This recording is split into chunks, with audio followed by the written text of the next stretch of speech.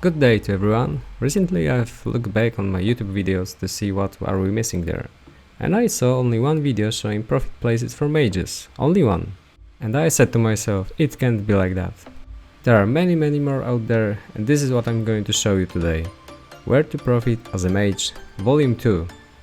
I'll probably mark this video as for mages around level 150. Just because a few spawns, but don't turn off if you're lower than 150. At least 2 places in today's compilation should be good for you. If you haven't watched my first part, where to profit as a mage, then go ahead and use the link in the upper right corner. Otherwise, remember to like the video and of course subscribe to the channel. I also wanted to thank all the people giving me the feedback and kindly some comments. It really makes me happy to see that those videos are useful for you. So that's it for the intro. Now let's dive into the spawns. Number 1. Probably this is the place I should have featured in my first video on where to profit. Souleaters in Zao. Although there are not only Souleaters, but I'll go back to this later. First thing first, to get there you need access to Zao teleports, muggy planes. This is the hardest part. In order to have access to these teleports, you need to finish Children of the Revolution quest along with the Mission 1 and Mission 2 of Wrath of the Emperor quest. When you have done all of this, I can finally present you this lovely spawn. When you leave the camp, just go left until you see a stone shelf. Here you're gonna need a levitate spell. That's it, we're here. I mentioned there are more than just Souleaters there. It somehow reminds me of Yalahar alchemist quarter. Mutated rats, mutated tigers, mutated bats, and death blobs. So it's also a great place for bestiary. I suggest equipping a full physical mitigation item. As for killing creatures, get yourself some nice pack of greatfireball runes. They are weak to fire damage. Let's talk about loot. Souleaters drop a lot of gold in a platinum form. That's the big advantage of that place. They can drop up to 6 platinum coins. And beside that, spirit containers, wand of cosmic energy and some more rare loot. And hey, that's only one creature. Another profitable item here is a saber tooth from mutated tigers, which is needed for the critical imbuement. After around 30-minute hunt, I had over 80k of profit here, so definitely try that place.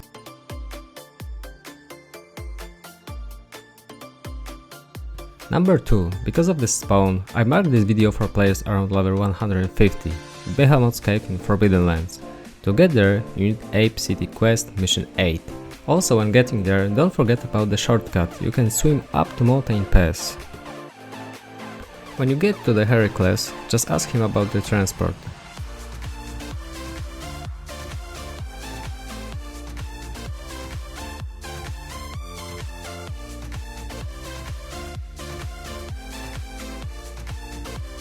And we're in Forbidden Lands. Cave is located in north.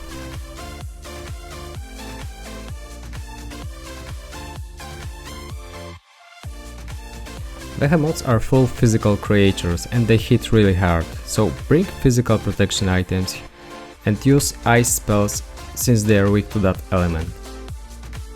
I should have mentioned that earlier, but we're going to need a obsidian knife. Just use the knife on every corpse and collect the behemoth fangs. On my word, they are quite valuable, over 5k each. Collected fangs and items that they drop should give you quite a nice profit here. Before I summary my hunt here, let me go back to the spawn. On level 200 the respawn rate was sufficient for me, and we have 2 floors full of behemoths. I suggest mostly hunting on the -2 floor and going out only if needed. And just a rule of thumb, don't get more than 3 mobs on you, otherwise you may have to use a earring here. Okay, so when I left this cave after a 30-minute hunt, the analyzer was showing -5k, but keep in mind that behemoth fangs are not being counted, and I looted 8 of them. And it gives us a 40k of pure profit here, so definitely worth checking that place if you're tired of hunting loot bandits.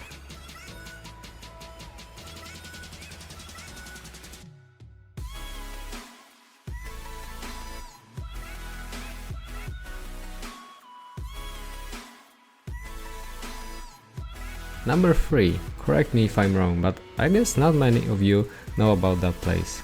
A Bug's Cave in Kralos. To actually get there, you have to swim from the north to Kratos, and from there just leave the ship and head east, until you find a cave like I did in this video. There are 2 floors here, but we are mostly interested in -2.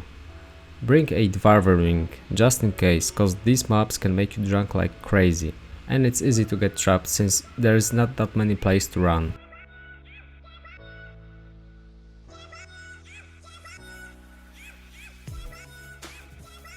You're gonna find 3 different creatures here: wailing widows, brimstone bugs and giant spiders.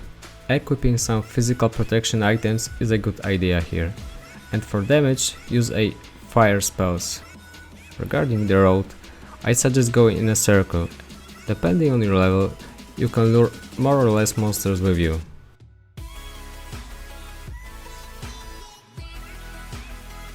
As for loot, we have 2 main sources of money. First one, obviously, spider silks, and second one, magic sulfur.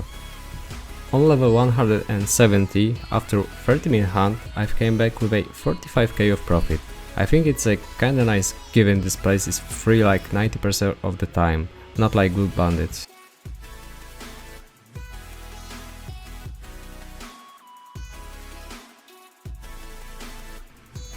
Another Zao location, but this time more mutated monsters.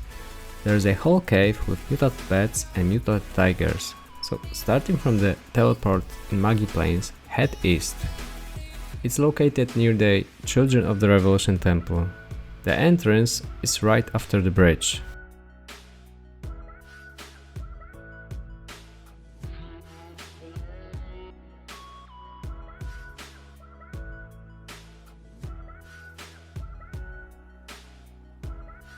And here we are.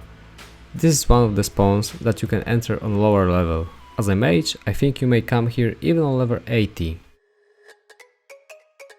It's one of that chill spawns that you can just talk to your friends and throw runes at the same time without paying too much attention. Our main source of money here is a Sabertooth. There are mainly mutated tigers and mutated bats, but not in the whole cave. In the southeast part you'll find lizards, so I suggest not going there, unless you want to hunt lizard priests, which are pain in the ass. Regarding the road, I was moving in a circle. Also, I was going to that northwest corridor, but depending on your level, you may adjust it. On level 80-ish, I think you can try only this small circular part.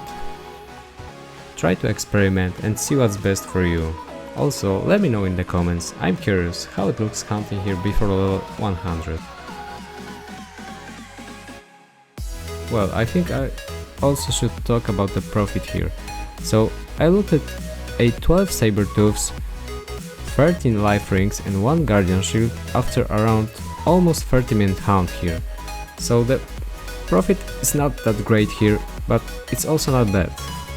It all highly depends on prices of the Sabertooths on your world.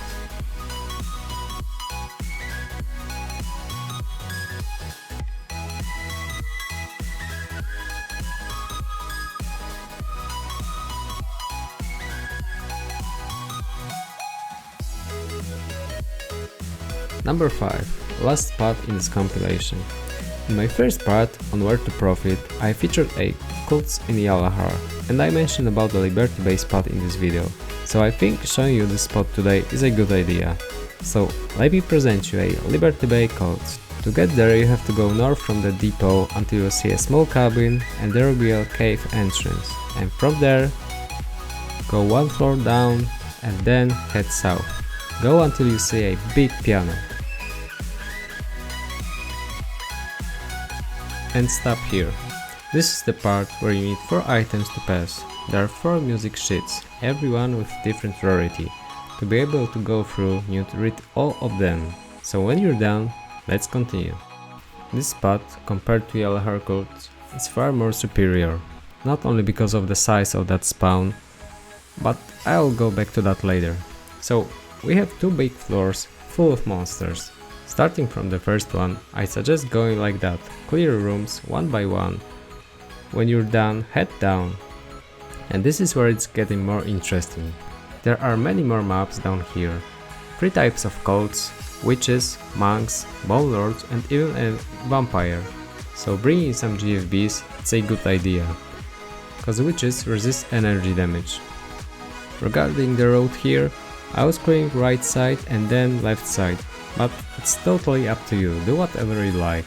You may even skip some rooms if you want. Okay, road checked, runes checked, loot. Yeah, this is the nice part. You're gonna loot a lot of robe belts here, from cults and also monks, but additionally to robe belts we have a very small chance to drop a stuffed toad from the witches. This is a very rare drop and it costs around 2 to 3 millions, so beside usual robe belts you got a small chance to loot a really valuable item. So to summarize this spot, I think you can easily expect a 30k of pure profit here, and that's only for the robe belts. But don't forget about the stuffed toad. If you get lucky, you can get way more than this. And that's all I got for you today. I hope you enjoyed this compilation. If you see someone asking where to hunt or where to profit as a druid or sorcerer, feel free to show them my channel or videos. There are so many different spots, everyone will find something for their needs. This was the main idea of this channel, so people will no longer have to spend so much time looking for a hunting spot instead of hunting. So leave a like and subscribe to my channel, let more people discover this part of YouTube. I really appreciate this. So I'll see you next time, happy hunting and good luck with the loot, bye!